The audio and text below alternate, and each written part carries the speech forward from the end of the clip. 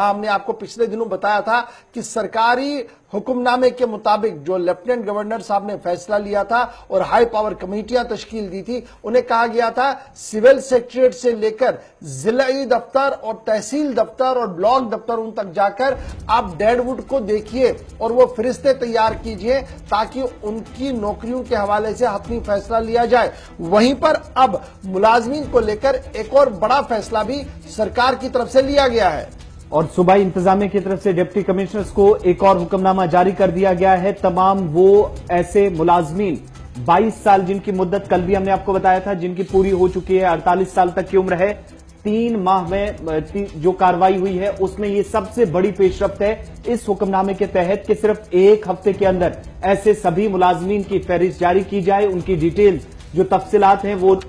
एक हफ्ते के अंदर जमा कराई जाए, जिनका कोई सियासी वाबस्तगी रही हो, जिस पर किसी तरह का कोई केस रहा हो, कोई एफआईआर लगी हो या किसी भी तरह का कोई मामला इनकी जिंदगी से जुड़ा है, जब तक ये सरकारी सतह पर काम करते रहे, सरकारी मुलाजमीन की हैसियत से काम करते रहे, वो सभी डिटेल सामने रखी जाएं। और अब कल चूंकि 5 दिन का वक्त दिया गया था, आज इसमें मजीद जब डिप्टी कमिश्नर्स को हिदायत दी गई है तो एक और हुक्मनामा जारी करके इस बीच सरकार की तरफ से यह कहा गया है कि 7 दिनों के अंदर यानी एक हफ्ते के अंदर सभी मुलाजमीन की जिनकी 22 साल की अब तक सर्विस कंप्लीट हुई है वो तमाम डिटेल्स डिपार्टमेंट के सामने रखी और 48 साल यानी 22 साल की आपने सर्विस की और 48 साल की आपकी उम्र हो, एक तो ये है। और ये जो ऑर्डर आप देख रहे हैं ये डेडवुड का ऑर्डर है। एक महकमे के अंदर कहा गया कि 7 दिन के अंदर पूरे डेडवुड का जो है रिकॉर्ड लिया जाए, क्योंकि ये भी एक काम चल रहा है। एक तरफ से डेडवुड का काम चल रहा है कि सरकार देख रही है कि हमारे पास जनाब कौन काम कैसा चल रहा है, एचआर हमारा कैसा चल रहा है। तो डेडवुड का ऑर्डर आपके सामने है, एक महकमे का ऑर्डर है जो ये देख रहा है कि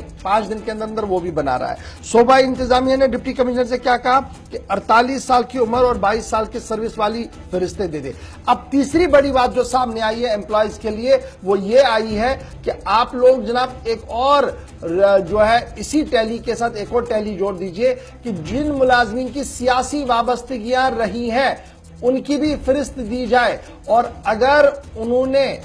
अमन कानून को दरहम बरहम किया है तो वो लिखा जाए, उसमें उनके खिलाफ अगर एफआईआर कोई है वो लिखी जाए। मिलिटेंसी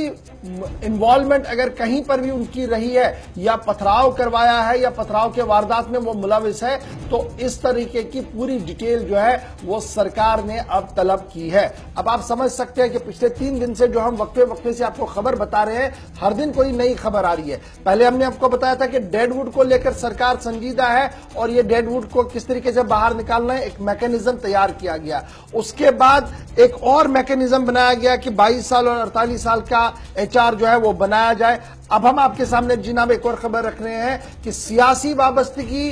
एफआईआर और पथराव, ये 3 अलग अलग कैटेगरियां हैं। इसी खबर के अंदर लिखी गई है, इसी चिट्ठी के अंदर लिखी गई है, जिसमें यह कहा गया है कि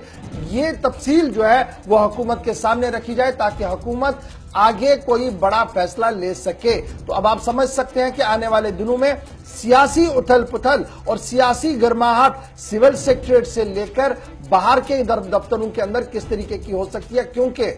यह खबर भी आप याद रखिएगा, मुलाजिम अंजुमने यानी जो एम्प्लॉयज एसोसिएशन हैं उनको लेकर भी तफसीलात जमा करने की बात पहले ही जीएडी ने हुक्म दिया है कि सभी एसोसिएशंस का रिकॉर्ड लाया जाए ताकि ये देखा जाए कि एम्प्लॉय अगर